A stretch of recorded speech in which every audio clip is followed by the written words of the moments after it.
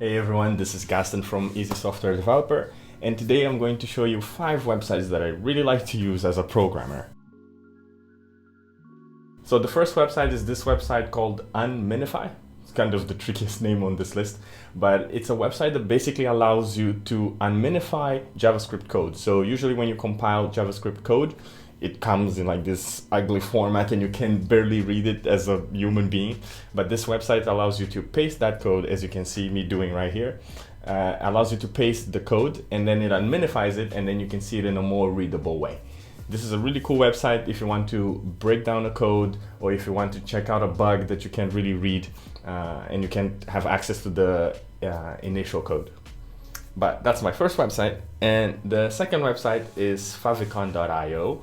And this website allows you to convert images or text into a .ico file so that you can use it in your favicons, for example. So if you want to have the little icon on top of the browser, as you can see here, if you would like to have that image needs to be of the format ICO. So in order to convert it, you could go to favicon.io and then you get to convert that image pretty quickly. And the next website, and this is something that I should probably learn how to do in CSS, but why learn it if somebody else already built a great tool to go over it? It's BoxShadow. So this website allows you to set the BoxShadow on a box. I mean, it's in the name. And then you can convert that code that you got from the box after you adjust some knobs, as you can see here. You can convert that into your own CSS code, and then you have exactly the kind of box shadows that you were looking for, instead of having to spend so much time writing your own CSS for it. And the fourth website, and most likely my favorite, it's Remove.bg. Remove.bg is awesome because it removes the background of an image, especially if you have a person like me, as you can see. If you have a person, it removes the background, and then you can use that PNG image to put any background in it. So if you have if you're going to put this on a website and you want to make sure that the background of the website is behind the person, it's behind the image of the person, then you can use Remove.bg to do that. It's a great tool, guys. Like the way it fits, the way it finds the subject that you want to crop out is great, especially if you have a person on the frame. So definitely advise you guys to use this one. And the fifth one, the almost last one, because I have a bonus one, is if you stick around.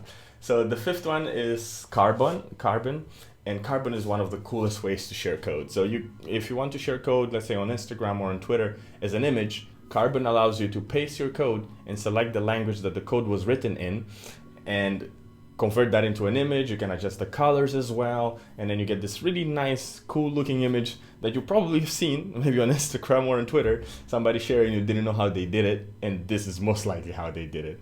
And yeah, it's a great tool to use if you want to share the code. And the sixth, the bonus one, is Lorem Picsum. So this one is Lorem Ipsum, but for images. So on this website, you can just go to the URL that they provide on the website and set an image width and length.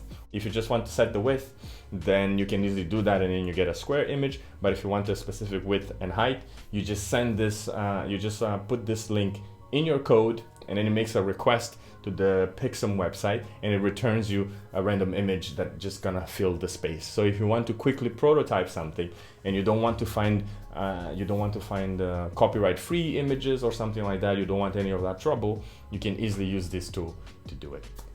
So those are the 5+ tools that I found, and I hope that you guys like those tools. And let me know if you already knew these tools, because yeah, I didn't know some of them, I knew the others, but I did some more research to find out some cool tools for you guys. And if you like these tips, just let me know. Well, apart from that, thank you for watching, and I'll see you next time. Bye.